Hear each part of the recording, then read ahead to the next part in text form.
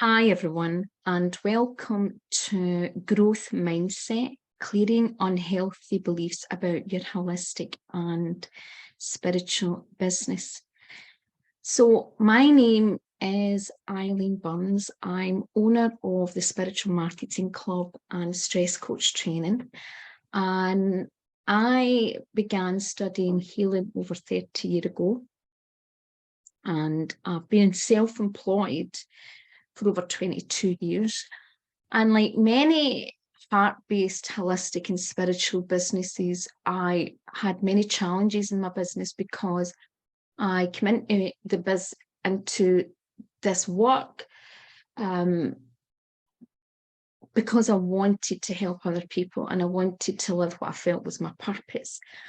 I was lucky on one hand. I came from a family business background of like 2 generations at least. So I had some understanding of business and marketing and some of the important things that were really fundamental in a business. So it gave me a certain perspective. But like everyone, I had my own distortions, my own beliefs, and maybe lack of self-worth. Also, as what is classed as a strong caregiver, nurturing archetype, I was the altruist. And in the altruist, the biggest challenge an altruist has is they want to give everything for free.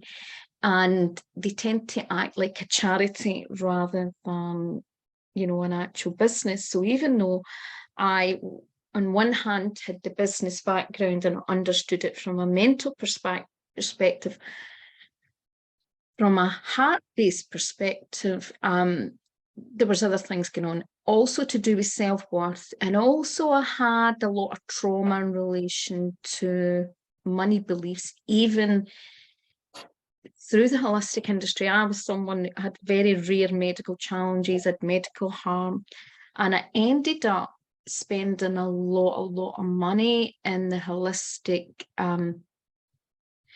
sector that sometimes was just a complete waste of money. And so I had a lot of kind of triggers to do with that.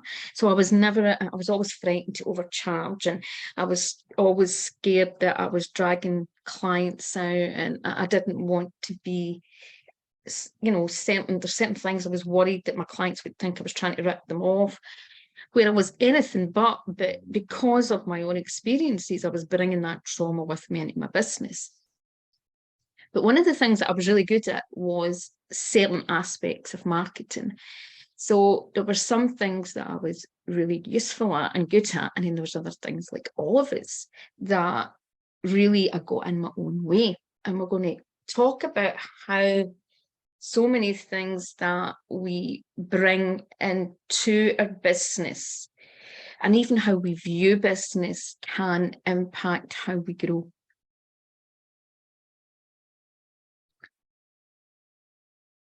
So what I'm going to ask you, if you possibly can, if you didn't get the last email, is if you can, if possible, get a pen, a pencil, a notepad, a journal, or even just use your computer or mobile device. I have muted some of these now so that you can, if you need to take notes, and I will unmute at times.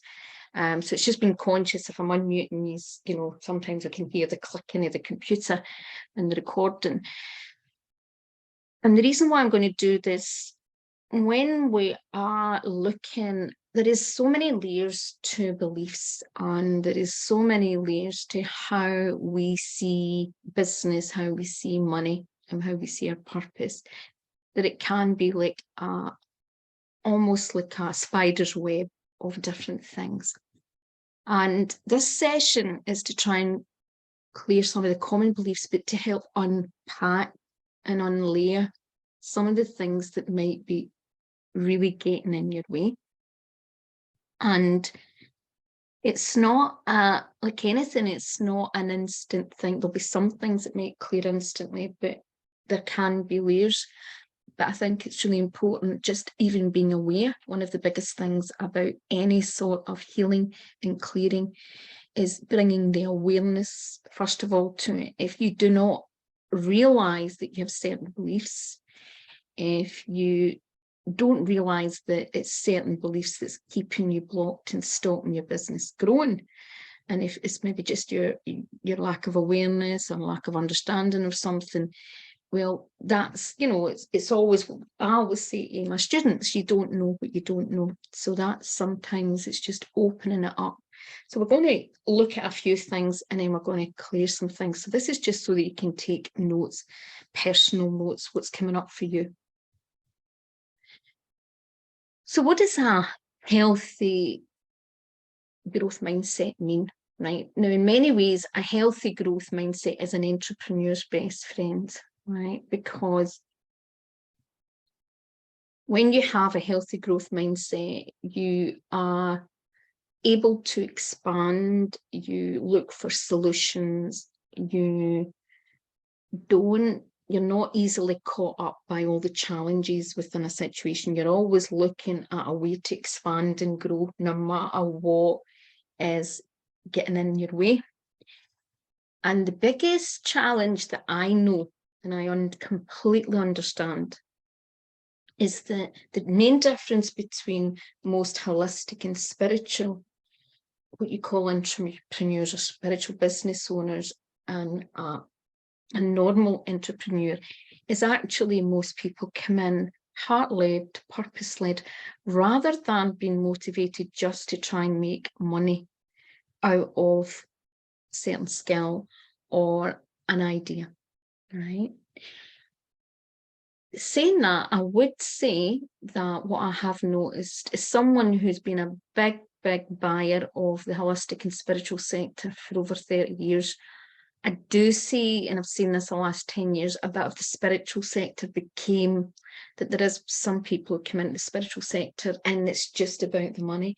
They see it as fashionable for some reason. They see it as the latest thing. And they look at that as just a way, and as there's a certain amount of exploitation, and they're just thinking, well, how can I twist this and how can I make this out? And what we've got now is, for example, if you look at the coaching sector is very different from what it was 30 years ago. Most people, when they went into coaching, maybe were tended to be into business or stress management and personal development. They'd been in it a long time.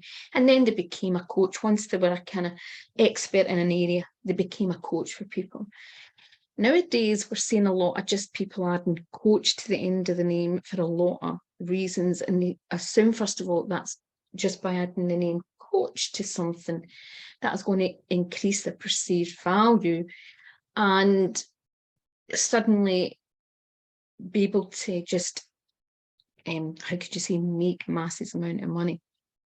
And they seem to think by the word coach, that increases perceived value. And I'm going to talk about how sometimes that mindset can get people into cause a lot of problems, and how certain things, sometimes I'm seeing a lot of healers and therapists and teachers who are struggling, thinking then, right, okay, I'm just going to add coach to my title, but it can cause them, again, lots of problems. It's just because of what their beliefs are and how that actually doesn't serve them. So we're going to look at different things like that, okay? So, right, okay, so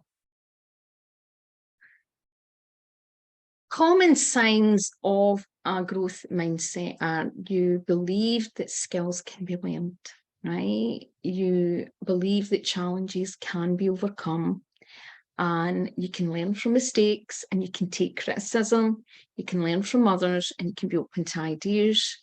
You're willing to challenge beliefs. You're willing to take risks. You're willing to financially invest. And you don't give up easily. You're willing to go that extra mile to make it happen, and you're adaptable and resourceful.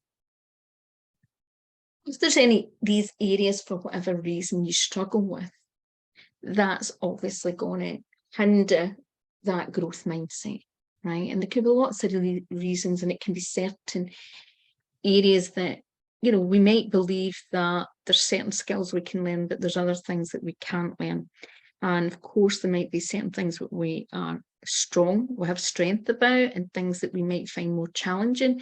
And of course, I'm a bit of a realist. Even, I think there is some things that it's always like in a business, I don't think it's a good idea to try and always do everything, right? And be all things. I think that is a big pitfall, again, with a lot of small businesses, and it ends up costing you in the long run.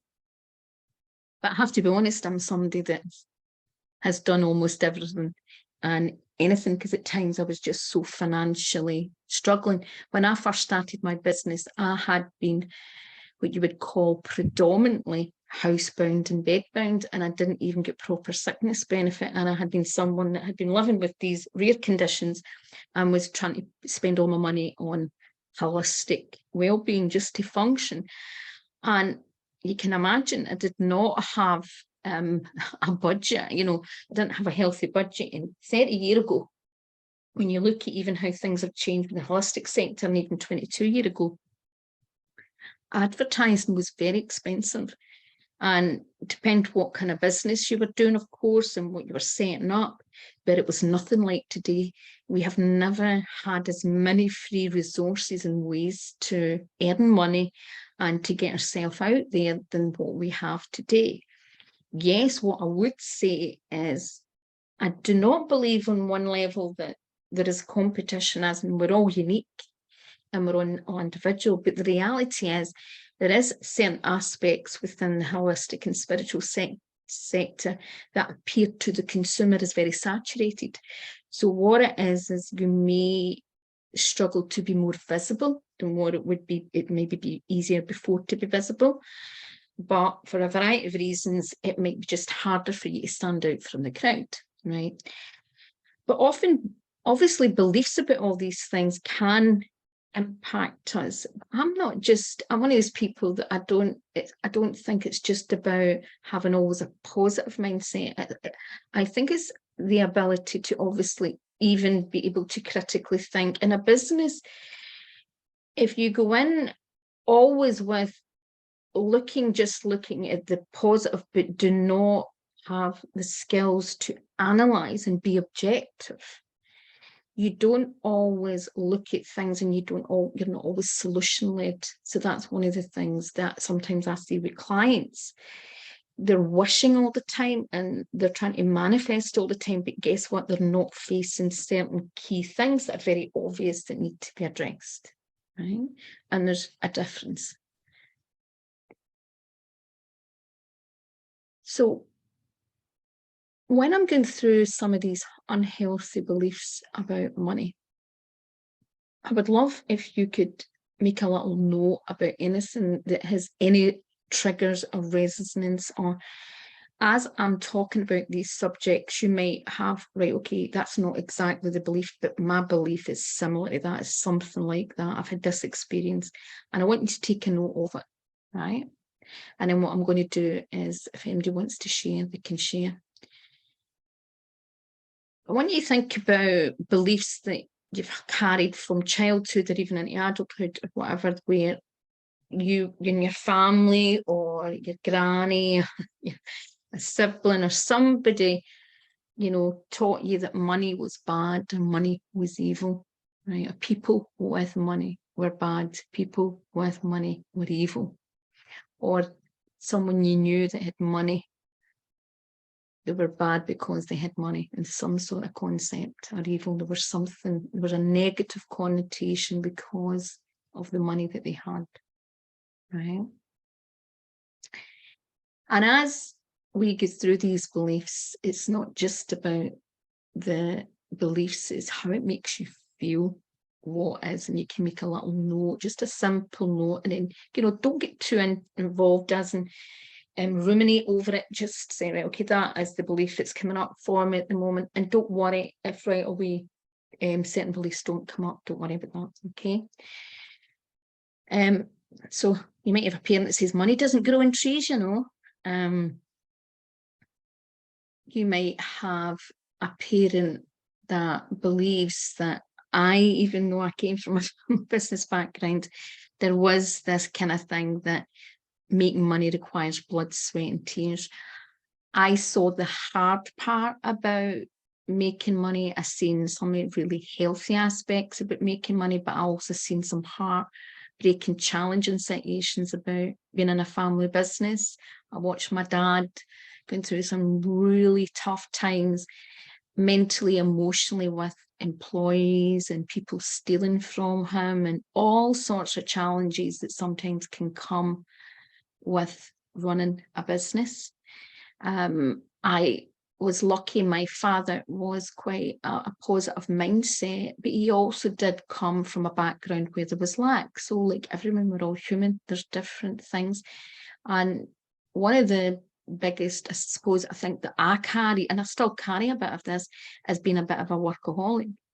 And my dad's definitely a workaholic, and that's obviously not that comes with an unhealthy belief. So that belief that you really need to almost kill yourself to make a living, but also any beliefs that shape that it's a badge of honor to put yourself and be willing to sacrifice anything for your business.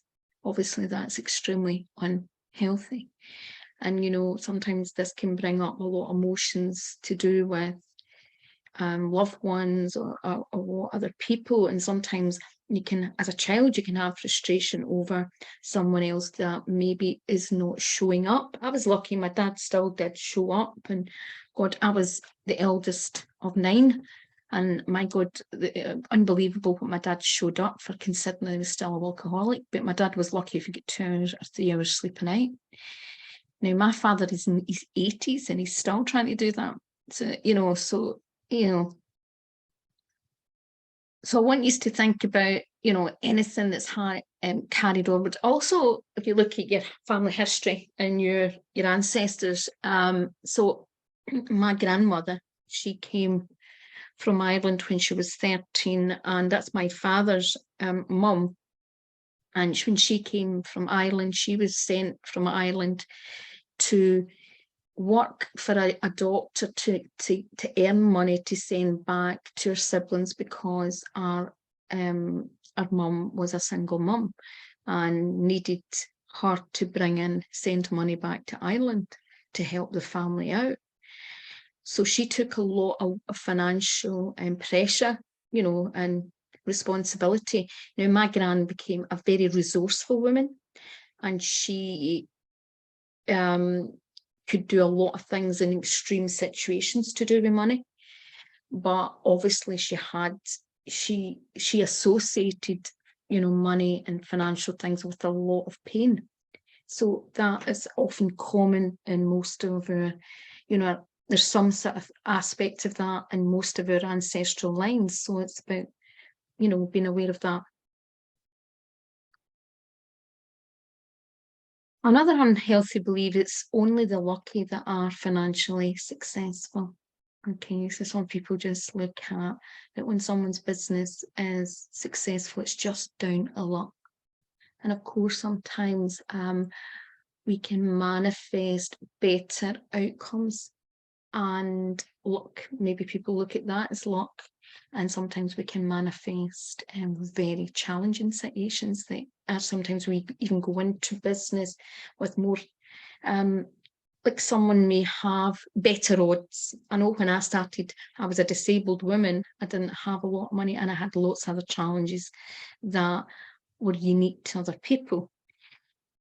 And it did put a lot of pressure on me, but it also attracted, I had a certain vulnerability. I wasn't aware of it at the time, but I was sending out vulnerability, that energy of vulnerability. I was sending out an energy of victimhood. So I was taken advantage of. So there was beliefs behind that. There was an energy behind that attracted certain circumstances. Okay. Another belief is you only get rich if you are dishonest, or you only get rich if you're willing to compromise your ethics. You'll only get rich if you're willing to do that, and that. That could mean anything. Now, feel free if there's anything that any of you want to add in this chat as we're discussing this, because it can help, it can help bring up other things. Just add them in the chat.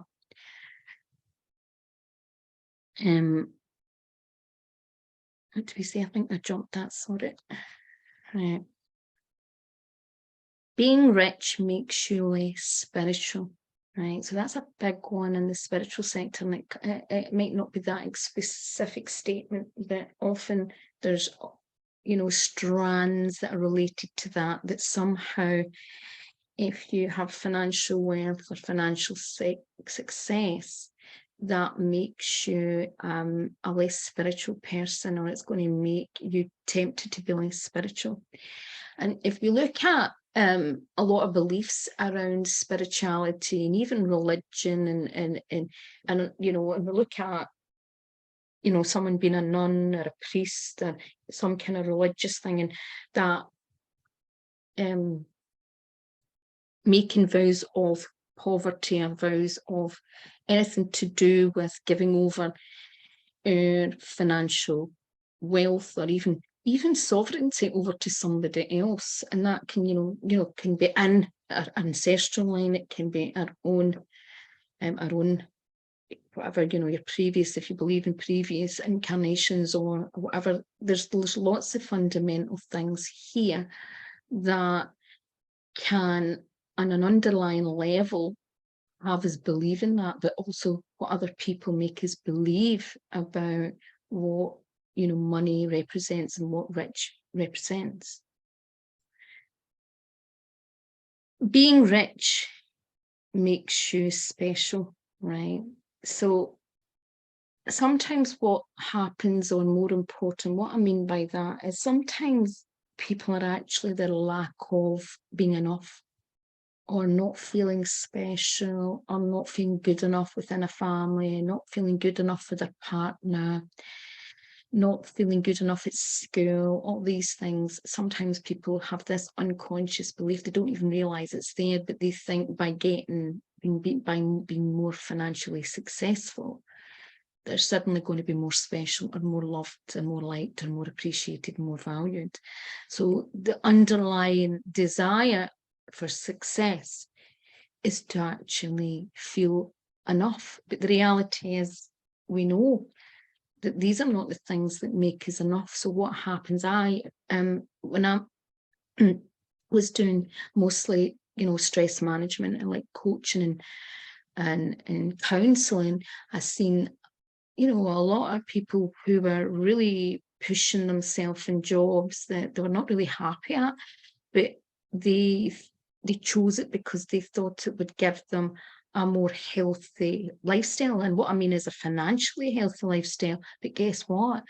That financial perspective actually put a lot more stress on them. They were very unhappy, and they were in the wrong jobs. Their desire for just financial success actually was at a cost, because they ended up spending a lot more money in the long term. So they would, for example, more money in childcare, more money and maybe carry-outs, because they didn't have the time to cook, getting cleaners. Then they ended up unwell because they were putting themselves. So in the long run, they actually had a less quality of life. So they were just focusing on the financial aspects and not other areas, but it ended up impacting their financial as well, right? So that, is obviously another type of unhealthy belief. Being rich gives you extra pressures. Now, I'm not saying being rich doesn't, it depends on what it is, but if you go in with this perception, oh, if I'm going to be successful, or I'm going to have more money, guess what? This is going to happen. Now, I have to be honest, you know what I mean? But, people say, oh, if I win the lottery, I used to worry that if I won the lottery, because I'm an altruist and I like to give, was that I would be worried about everybody coming and I wouldn't have enough to give everybody. Now, that's insanity. Now, that's another unhealthy belief, right? People won't like me if I become financially successful, right? It's another common one. And people don't even realize it, okay?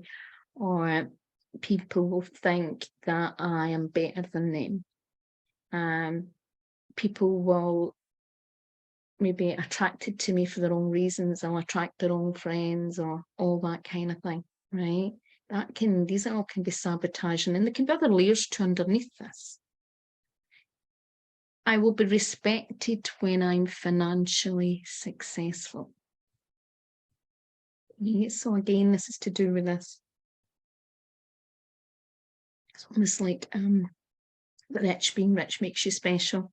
It's almost you think that by the motivation behind it, there's often the wrong motivation, but it's a very low vibration. And if your motivation behind certain things is a low vibration, well, guess what you're going to attract? You're going to attract more low vibration. So it's always about having your motives behind something is a higher vibration, particularly in a soul-aligned spiritual business. So is there anything anybody wants to share so far? You can unmute if you want. I know I have muted some, it was just so that with no background noise, but you're perfectly welcome to unmute or to share anything that may have come up in the comments that is maybe relevant to you, any beliefs that you think may resonate, or anything that's maybe not mentioned on this, that as I have been talking about this, you feel as if there's so anything that feels uncomfortable, anything that's it has some sort of an emotion to it, an emotional attachment to it, any sort of uncomfortableness or resistance, even triggers are all, that's the kind of thing I'm looking for, right? So you can just, as I'm going, you can share in the chat, as I said, if it feels appropriate. Yeah. Now I'm just realizing, did I put this on record? I think I did. Anyway, right, okay. So I think it's got here, if I may say, it's quite interesting, like talk about the altruist and the giver, which I think a lot of people in the spiritual world are in terms of what they offer. Yeah. I think basically it comes down to sometimes an inability to receive. Oh, definitely. So kind of like, I always like, I work in yoga and mindfulness and all that, right? And like, I see all these others and I know there's a lot of potential with my business. And I'm like, I can't imagine myself, I'm saying this just because I'm saying this, I can't imagine myself receiving that level of financial success. Do you know what I mean? Oh, yeah. As a receiver, I'm very kind of like, Well, so, and is that Scott is speaking, yeah? Yeah, Scott speaking, yeah. Yeah, so I think that, I think it's a very, very common thing. And I think you said the altruist, because we are used to giving as well, there's that imbalance that we're constantly in a not, it's the wounded healer, the giving and the helping of others, right? But an imbalance of receiving and also recognizing a deep value and worth, and that we are more than often that we can comprehend what we are. And I think also when we're supporting people, because you're often helping people where they have some sort of lack in some perspective when they come to you, right? That you don't always get the balance right of recognizing the value of who you are, because you're so used to being the giving aspect. And I think there's a lot of general distorted perceptions in the holistic and spiritual perspective of what we do, of being valued. And there are some cultures as well that have better and more healthier mindsets on that giving and receiving than others. Now, what I would say is, this is maybe a general thing, but I look at the UK, for example, and one of the things that I was very surprised when I started my business, and I think this does impact a lot of holistic and spiritual businesses, particularly in the UK and some other countries, is the fact in the UK that we had the NHS, and the people were used to getting many things for free to do with their health, and someone is going to pick up certain, tabs, and not this encouragement for people to take self-responsibility, right? That was one of the biggest shockers, because my whole story was not about that. My whole story was the opposite. And what I found a big shocker was that so many people wanted so much, like they would be willing to pay whatever for a car or a house or a holiday or a bag or a shoe, but there was this kind of misalignment when it came to their own health and well-being. And I'm not saying everybody, but I still think even those that are better, I think there is a distorted perception on what it's about priorities. But it's obviously, it comes down to self-esteem and things like that as well. But then it's easy for us to take that on and judge what they can and can't afford, and not also own what the value of what we are given. And there's a fine balance, because you can want to give and you want to often help people that maybe are not in a certain financial situation. I know I was constantly that, but it's a learning curve. But sometimes you have got to then decide, right, do I have two tiers to my business? Do I have a tiers in my business that I can support these people? But then I have to have another side of my business that really values what I do, and it's a different level of offering. But that's a whole, there's so many layers to this. But I do think it's a common challenge with a lot of people, and there's the perspective, and also narratives. Some narratives are changing, but some people are better at valuing themselves. One of the things that I would say is many people have come out corporate sectors and then went into the holistic and spiritual don't seem to have a challenge at all charging, because they have came from certain backgrounds. And I'm not saying they don't have, but what I mean is they tend to have a better than people that have maybe most of their life been in maybe the charity or the health and sector, where they've been helping people at a certain level. So I think it depends who your clients are, how long you've been doing certain types of work, and your perception of your own value. So that's all, there's layers to this, and I'm generalizing, and I shouldn't really generalize, but I'm just trying to, for kind of talking sake, you see sometimes common patterns. I wonder if that makes sense or not, does it? Yeah. So other than obviously your money, just money, we're going to look at some of the common unhealthy beliefs that are similarly holistic and spiritual businesses, and something that's related to money, right? But it's ones that I specifically see commonly in holistic and spiritual businesses that really get people stuck, right? And that's I'm living my vacation, so it's not really a business. I get that a lot, and a lot of people just think that it's a purpose. It's not business. And I've got to challenge people and say, but if you want to make money, or are you going to want to do it completely free? And they'll say, oh, no, I want to make money. And I'll say, well, you're a business, right? So what makes you different from someone that's got a restaurant? And, sometimes I'll say, but it's my purpose and I'm helping people. And I'll say, is the person that's running a restaurant or a shop, are they not helping people? I think sometimes also in the spiritual community and the healing community, sometimes the ego can come in and think, well, we're doing something as if what we're doing is far more important than someone else, but everybody in the world has a purpose and has value and is part of the jigsaw. And I think if we can understand that, a spiritual business can mean lots of things. And of course, often in a spiritual business, we are coming from the heart and we are soul-led, but that doesn't mean that someone else isn't soul-led in another type of job. They can be, for whatever reason, be doing something that they know that this is part of their purpose. And when we understand that if you want to make an income, you are a business.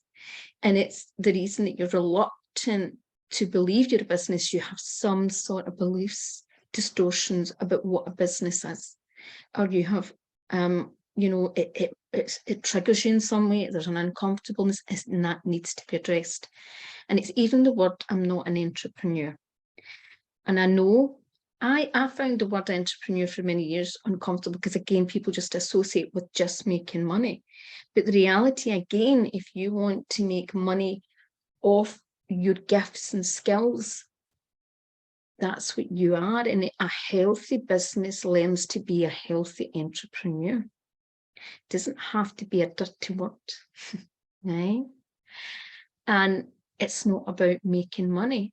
Now, I know that I'm not really motivated by money, but I know underneath that, some of that, it's not always healthy. It's like getting that.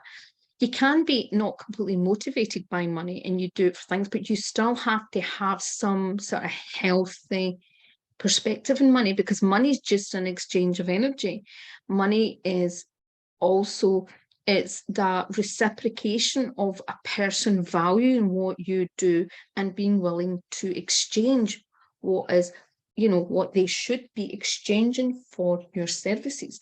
And if we take the word money out, and it's just about an exchange of energy and resources. And so if we look at it, it's not about exchange of resources. Well, what are we doing? We're enabling people, right? It's the wounded healer trying to be the rescuer or the martyr, and is not helping the person take self-responsibility and value what you're doing. I can't make a living off my passion of helping others. So again, a lot of people, for a lot of reasons, there can be other things. Sometimes I do believe that when people are coming in, they just automatically think when they train in something that that's their purpose. Just because they've trained up as a aromatherapist or a Reiki healer, they first think that that's, and if they can't make money at that, then they think it's all, they can't make, but it might be not that. That's maybe just part of their path. That might not be what their purpose is. And that's not where they're going to make their money. So sometimes it's just seeing out the box. I can't charge for healing your spiritual work. Okay? And again, this is where a perspective, and sometimes that's distortions, where because it's spiritual and it's, in a certain aspect, that it should be free. But again, it's the exchange of energy and it's people valuing. I need to charge what other people are charging. Now, this can cause all sorts of businesses, all sorts of problems, because every business is different. Every business has different costings, so it can depend on location. It could depend on the type of service you're offering, and you might have to do your business slightly different for whatever reason. It could depend on your clients, and it can depend on your level of expertise, your level of training. And I'll give you some examples. So, like, I've spent hundreds of pounds for one session on a healer, right? But phenomenal healers, right? And a lot of people would say, oh my God, I would never pay that for a healer. But if that person's going to help solve a challenge that I've spent years on going to people that it didn't make, a small percentage of difference, and it wasn't lasting, but somebody could help, that's worth its weight in gold. That person's worth that. And it's like someone that may have more experience, maybe worth double the price of someone that's just new in something. I think this, average charge for certain things. So like you can go to like a yoga class or a meditation class, but they're not all of equal value. It's just like that not all meditation type styles and techniques are of equal value. Some's going to get people into deeper meditation. Some people are better teachers, and it's just like yoga. You're going to get somebody that's really advanced, somebody that's just done a beginner's or a basic or a fast track course. Everything has a different value, but it's also going to be of a different value to the clients who are your ideal client. So it depends on what they're willing to invest. And also the extras and something else that you may have that they really seek. So sometimes that can get people caught up in certain things. If I'm living my purpose, I shouldn't have to pay to advertise or market my business. That's what I get all the time. But the reality is, what makes a business grow? Well, most businesses grow because people invest in the advertising and the marketing to reach a wider audience. And one of the things that I see today is people are so used to putting things on for free all the time that they just assume that that's how they grow their business, but they're trading off often a lot of the times just time, and they find that their business doesn't, it's always a plateau because they're not investing in the right resources that are going to help expand and reach a wider audience, right? That's one thing that can help. Now, I'm not saying that every business, there's some businesses that manage to grow without much of a advertising marketing business, especially if they are often an area that there's a big need and a demand for, right? So it's not just about me putting a negative perspective on that, but it's about helping people open up to a wider view of things. One of the things as well is I'm qualified, so now I'm an expert and I know I don't need to learn that. Now, of course, when you're qualified, that's supposed to give you a certain amount of confidence and you get a certain level of skill. But if you think that then you're just automatically an expert in area, what it can stop you doing is seeing other areas that could help you grow, other areas that could help your business expand. And sometimes then you don't learn for your customers or your clients, and you don't see things. It's like, I know this, when you go and you train holistically, you're often taught things by a certain training school, but it doesn't mean that that training school's right for everything. And there's some things that are not really. It's like almost when you go to university, you learn things, but reality, when you go to do that job's a wee bit different. It's the same, right? So sometimes it's just even naive beliefs that keep us stuck, because what it does is help us look at the solution, right?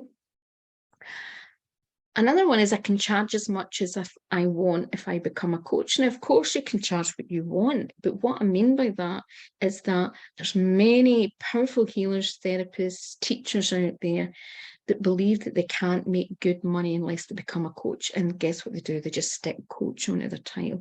And sometimes they devalue what they do because they're not really coaches. And that's a big one I'm seeing at the moment. So I know I'm kind of pushed for time, so I'm going to go on to the clearing bit, and then what I'm going to do is, but what I want you to do is, just before I go on that, if there's any one statement or any one specific thing that you believe, anything I'm talking about, I want you to put it in the chat, so that when I do the clearing aspect of this session, I'm helping you clear something that's coming up for you. Okay?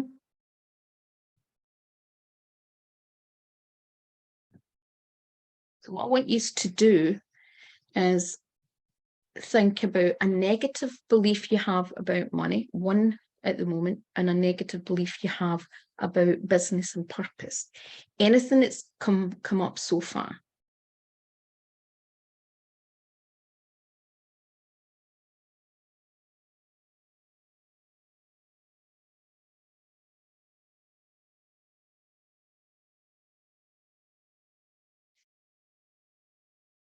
Okay, so what I want you to do is just simply close your eyes, right? And I want you just to feel into your feet and just take a nice deep breath in. And then a deep breath out.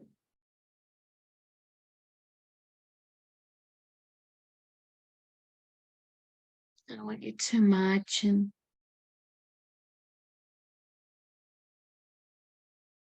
that within your heart, there's this golden ball of light. And this golden ball of light is you, in the essence of you, your personal gold, your abundance in all its form. And what I mean by that is the essence of you. And it's this golden ball of light and energy that is more magnificent and powerful than you can possibly imagine. And I want you to imagine that you're connecting that essence of you down into your back. And what we're going to do is we're going to imagine that there's 3 cords. There's a cord that runs from the heart right down the spine. And then it goes down, straight down to the root and right down into the earth. And it's almost like you're going to imagine it's like a pipe, right? And you can imagine like a golden pipe if you want. And the pipe has in the center of it, it's like a way of releasing energy. It's about releasing anything that is no longer centering you, and it's helping it going down into the earth and transmute into something positive, right? So we're going to use that, and then the other 2 cords are just going to run down through your legs, down into the center of Mother Earth, and anchor in with the awakened and the nurturing and powerful aspect of Mother Earth.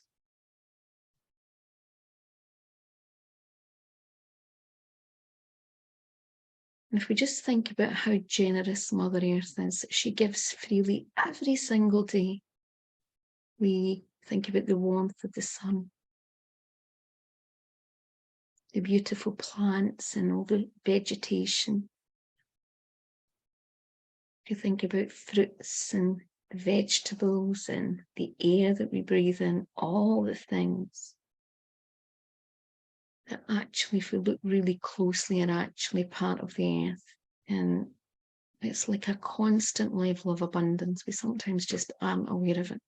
There's this support system that is here to support us. And I want you to really reach out from your heart and your soul and send that love down into Mother Earth. And thank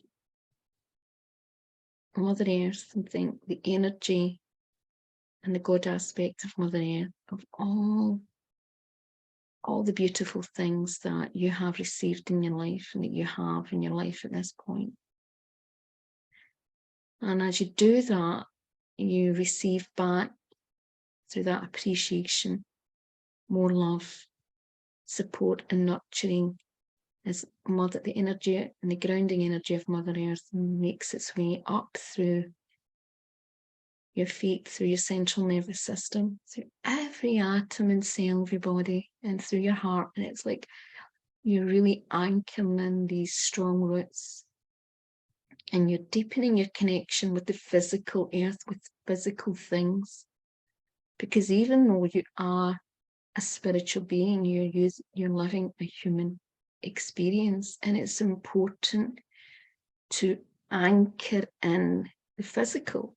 And even in the journey of awakening, it can be very tempting to be always in our heart, in our head, and up in the spiritual realms, but we're not grounded and we're not fully in the present human body and fully present in the human pleasures and the beautiful gifts that we have. We've not got that balance between heaven and earth. So let's just really ground ourselves in and be open to what Mother Earth and all the physical things, be open to that and allow ourselves to be more open to that. And as we draw that energy up, I want you to, from the heart, connect up in to your pituitary gland and your pineal gland. And let's just imagine a ball of white light in the center of that. And then what we're going to do is connect from there up to your star, your personal star, and then up to what you class, whatever means to you, the highest dimensions of light in the universe, in the multi-universe, and the highest vibration of abundance and love and spiritual connection. And just allow that to flow right through all your chakras, through around your body, through every atom, every cell, and every aspect of you and your business, and allow it like a rainbow of light to move from heaven and earth. So you have the spiritual connection, you have the spiritual guidance, the soul guidance, and you are supported by the physical realms as well as the spiritual realm.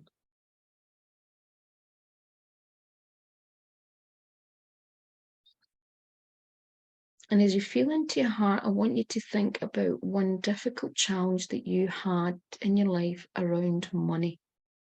A situation where you felt extreme lack, a situation that brings you up fear. And I just want you to think about it. Get the trigger, but then don't add a story to it. Don't get too caught up in the story. I just want you to be present with that feeling. And what we're going to do is we're going to, first of all, bring the heaven and earth connection through the heart and allow the energy of that wounding to dissipate, to come to the surface. And it's not about attaching a story, it's allowing it to come. And it could have been made you feel, I'll give you some words. It could maybe make you feel powerless, fearful, struggling, humiliated, ashamed, guilty. Whatever emotion it brings up, imagine then it's getting into like almost like you're minimizing it and you're taking it right into the middle of your heart, and you're going to burn it away with a beautiful golden, and I'm getting through the violet flame, so let's bring through the violet flame as well, and allow the violet flame to burn away and the golden flame to really burn at the core of where that began. And you don't have to know where it began. We're going to imagine that you're sending beautiful golden light and a flame back to your point of conception and even beyond, back through the Akashic records, back through your ancestral patterns, anything else that might be linked to that also gives you distress about that lack or fear or distress.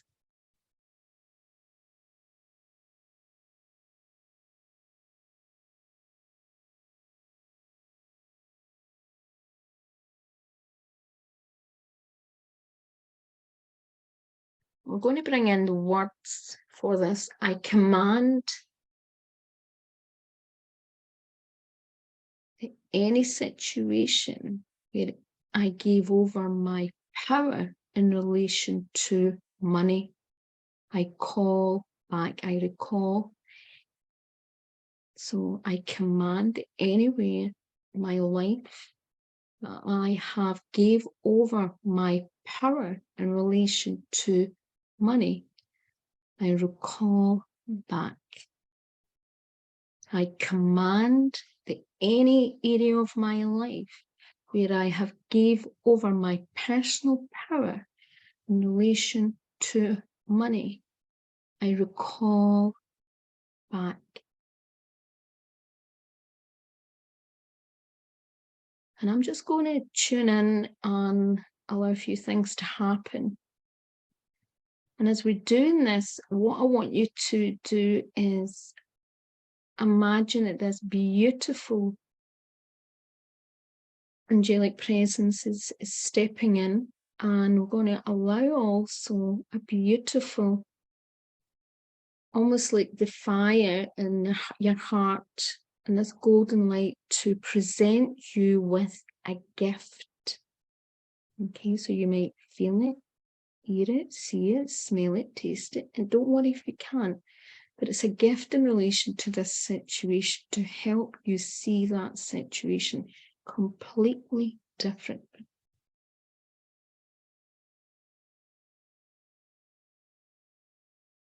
And any belief that you had that you brought into that situation,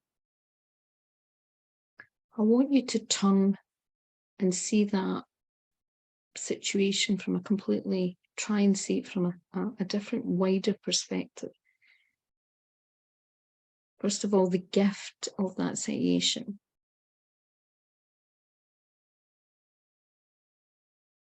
And to help you do that, what we're going to do is we're going to allow some support to come in in the head. So basically we're going to move from the heart now to the head, and we are allowing the light to really move through the neural pathways. And again, we're going to bring in, I command that any memories of trauma in relation to money that is ready to be released, leave now. I command the inner trauma in my memories that is related to money, leave now. I command the inner trauma that is in my memories that is ready to be released, leave now.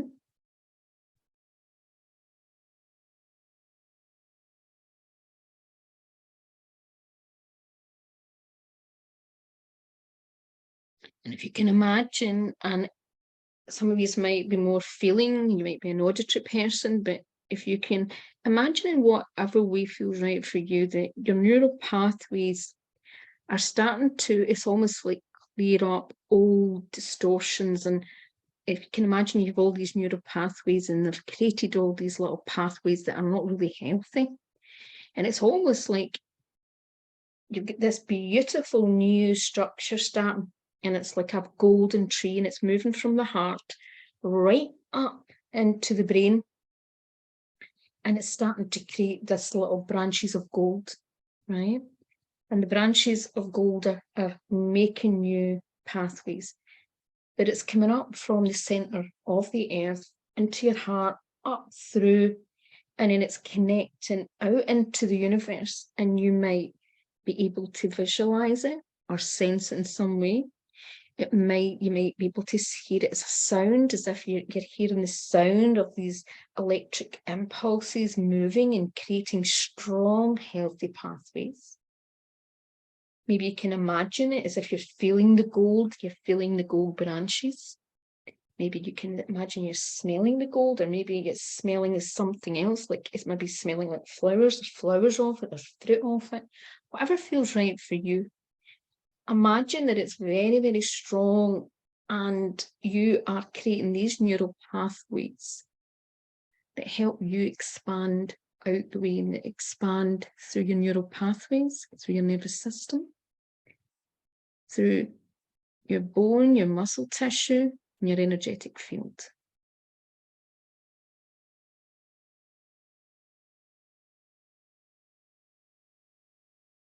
And any residue that is resting in your root chakra and your lower chakras and fear, it's almost you're imagining that the light from the sun, the light from the universe, the light from your own gifts is actually shining down on that fear and exposing and opening up and helping you see the fear and the things that you haven't, it's almost like you're the adult tree, right? You're like a big tree, and you're the oak tree, right? That's fully blossomed and strong. But you're looking down and you're seeing a little seedling within your own tree and a little aspect. And you see yourself from that child perspective, where the child sees things very differently, where the child is very frightened or scared, but they've got nothing to be scared of, because they're seeing things, they're in the dark, because they're down at the bottom of the base of the tree, and they're just looking at the soil. They're not looking up at the sun. They're not seeing all this great potential, and they're not seeing that. They're only seeing things from a tiny perspective.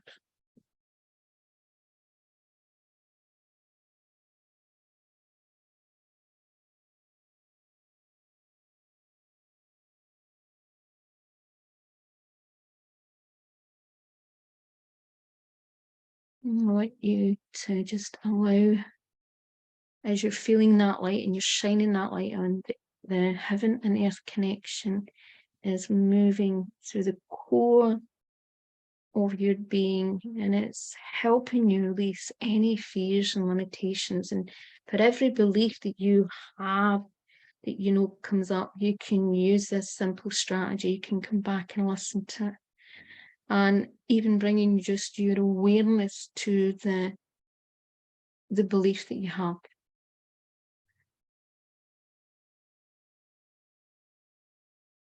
And challenging yourself to look at the exact opposite belief. What if? And one of the biggest questions you can always ask yourself, is what I believe 100% truth? And if I had to go to a court of law and I had to prove that what I believe was true, could I prove 100% guarantee that what I believe is true? And if you can't, it's important to challenge it. And even just challenging something every day slightly helps corrode that. Also, when you are challenging your beliefs, it's better to always challenge your beliefs in the zero state, in a state of peace, because that's where least resistance is. It helps bring up things, it helps us see things from a perspective, but helps clear things and helps us manifest in a healthier perspective. So while we're here, I want you to think about one negative belief you have related about your business and or purpose. And it could be something like that you, for some reason, you believe your purpose is something, but you just can't comprehend how you could make the money that you would like to make out of that. But it's the limited mind. And what I want you to do is, again, own the fear that in the squash and any energy that you may be squashing yourself because maybe you're not fully living that purpose because of that reason. Maybe you're hiding and you're keeping yourself small. Maybe that's just an excuse you're telling yourself to keep yourself small so you can't really be fully visible. So you don't have to own your sovereign power. And if I really am making you uncomfortable, that's what it's about. It's about helping you feel into what is energetically going on within you. And let's bring that heaven and earth connection straight in again. And let's imagine that that rainbow light is moving down. And again, it's like the large tree, the oak tree, looking and down into the little tiny seedling who may be a little bit shy, who maybe is a wee bit unsure of himself, or is maybe getting bashed about a little bit with the wind or with something else. Or maybe it's looking at another seedling and thinking, that one looks a lot better than me.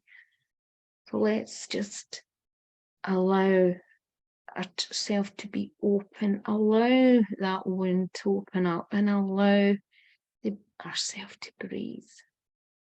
And allow the light to come through. Allow that golden, majestic, beautiful gold light that's in your heart and soul, the essence of you, your magic, your gold, weave its way and start to build its strength and power and move through down into the root and help it melt away the fear. And again, we're going to send some light right back to the point of where that fear that it started. We're going to go way past your own conception, way past your ancestral patterns, anything else that may, from your own timelines, that may be interfering with impacting you at the moment. And I'm going to ask you to recall all of your power from all lifetimes. I recall my power from all lifetimes. I recall all of my power from all lifetimes. I recall all of my soul now and forever. I recall all of my soul now and forever. I recall all of my soul now and forever.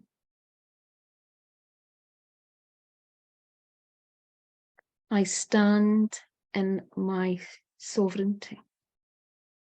I stand in my sovereignty. I stand in my sovereignty. And as you stand and you feel into this tree, this golden tree,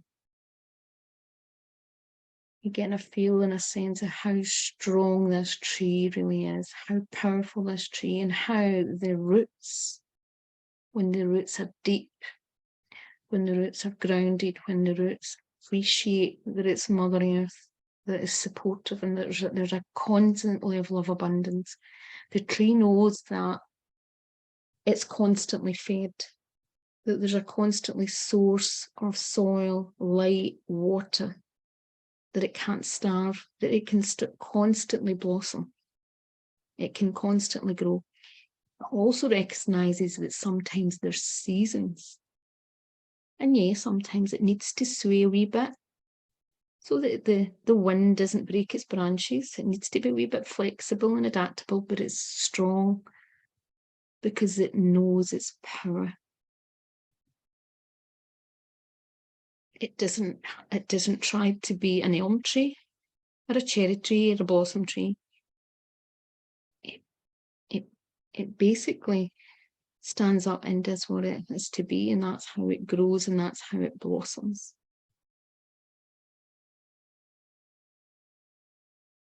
So I want you just to feel into the earth and then connect into your heart, golden heart. And we're going to allow the heart to magnify and magnify right out into your aura. And we're going to allow that energy, that golden energy, to really magnify into your business, into the devices you use for your business. We're going to send the energy through all your devices to your bank account, to your clients, to your purpose, and to even any other challenges that you may be having at the moment that is related to your business. We're just going to send the energy out, and we're going to allow, as that golden tree is going out, what's happening is it's reaching out to the universe. Guess what? It's like, if you think about the infinity sign, as the connections are reaching out, you're bringing in energy back in, and as you do for other people, they're rewarding you financially with abundance. And guess what? You can then spend that abundance on other people. So the thing about a healthy spiritual business, I love investing in other people when I'm doing my spiritual business. I love being able to hire a VA or someone to do, maybe a logo or other things for my business, or to do my website if I've not got time to do certain things. I love doing that because that's me helping keep the cycle going of us all helping each other and supporting each other. And the more that you can grow in a healthy spiritual business, or a healthy holistic business, and you can invest in other people and other people invest in you, and that's what it's all about. And that can help you sometimes shift a lot about any beliefs that you have money, because the more that you can attract a healthy financial abundance, you then can equally keep that abundance going, and you allow the flow, because money is not meant to be stagnant. It's an energy that's meant to flow. So just bring yourself back into your heart. Bring yourself back into your breath. And if you want, if you feel there's any excess energy, I know I have rushed this a wee bit today, I want you just to let go of any excess energy that is maybe in your system. And you can shake about if you want, but ground yourself. Stomp your feet and feel the weight of your feet on the ground. Just connect a wee bit into the earth again. You can also imagine all that any excess energy is going down into the ground. you can go back and work on this. There will be an access to recording of this to work through anything else that you want to work through, because I know we've talked about quite a lot of things. And then just in your own time, bring yourself back.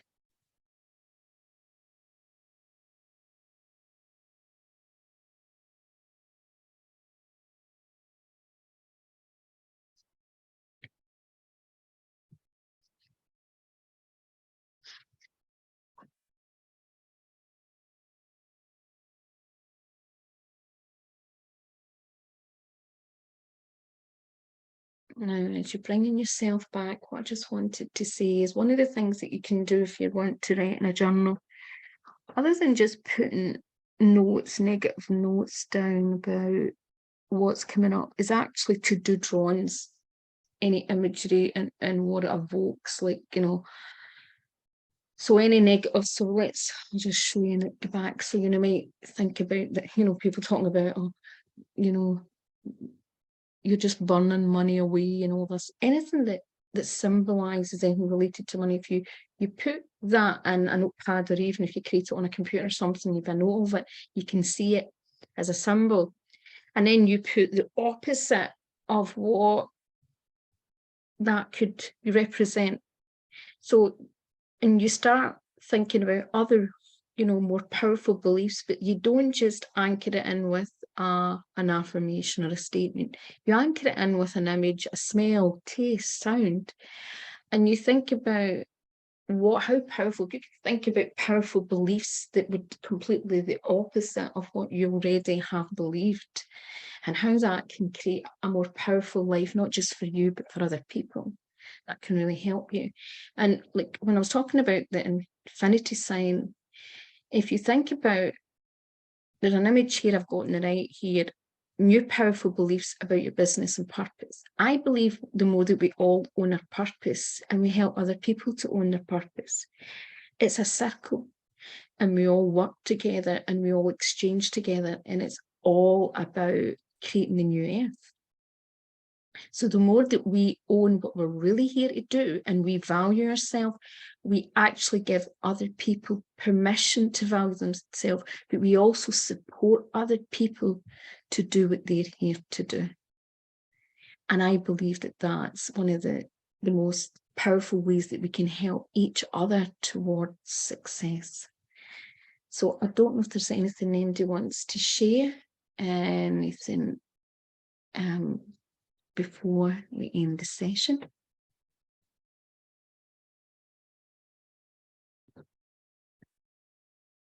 Feel free to. I really like the connection between the circle and how there's a mutual exchange in terms of receiving, but also then sharing that in terms of other people in the creator economy and so forth. So I really like that idea. Yeah, thank you, Scott. I know sometimes I think we all know this, it's just reminders, isn't it? And I think especially what is going on at the moment, you know, we're seeing a lot of breakdowns of the old structure, and people are getting into that place of fear, a lot of fear, right? And thinking, actually, it's an amazing time to be, because we can choose to do things very differently. And we can actually, I believe this is a great opportunity for us all to work together more as well, and to see things from a different perspective. And it's about, one of the things, if I can say to everyone, is if we can move from that place of not just lack or unhealthy, but see things as more adaptable and resourceful.